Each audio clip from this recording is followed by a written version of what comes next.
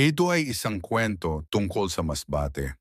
Tatalakayin natin ang hidden history ng sinaunang tao at kaalaman na hindi nasusulat sa mga aklat. Ekwekwento ko sa inyo para maramdaman ang connection sa nakaraan, espirito at misteryo ng lugar. Ang lihim ng nakalimutang bayan. Noong unang panahon, bago pa man dumating ang mga dayuhan, ang Masbate ay isang lugar na puno ng buhay at kaalaman. Sa bawat ilog, bundok at baybayin, ang mga sinaunang tao ay may kakaibang kakayahan. Alam nila kung paano makinig sa huni ng ilog at hangin. Nakakausap nila ang mga espiritu ng bundok, kagubatan at dagat. Gumagawa sila ng mga simbolo sa bato at pader ng kuweba upang itala ang kanilang kaalaman at kasaysayan. Mga simbolo na hanggang ngayon ay hindi pa naiintindihan ng karamihan. Sinasabi ng matatanda na sa gabi, ang mga marka sa pader ay kumikislap sa liwanag ng buwan. Ang mga nakakita nito ay nakararamdam ng enerhiya na nagdadala sa kanila sa nakaraang panahon. Nakikita nila ang mga tao na nagtatanim sa bundok, nagdadasal sa ilog, at nag-aalay sa mga espiritu ng kalikasan.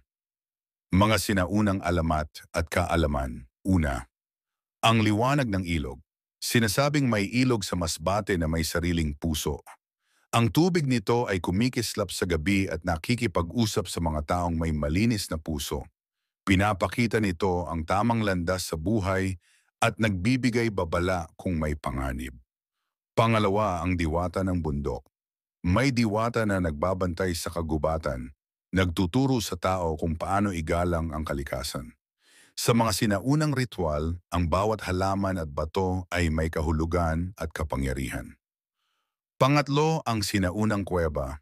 Dito nakatago ang kaalaman ng mga ninuno, mga paraan ng panggamot, pagbibigay babala, at mga lihim na teknolohiya na hindi na ipasa sa modernong mundo.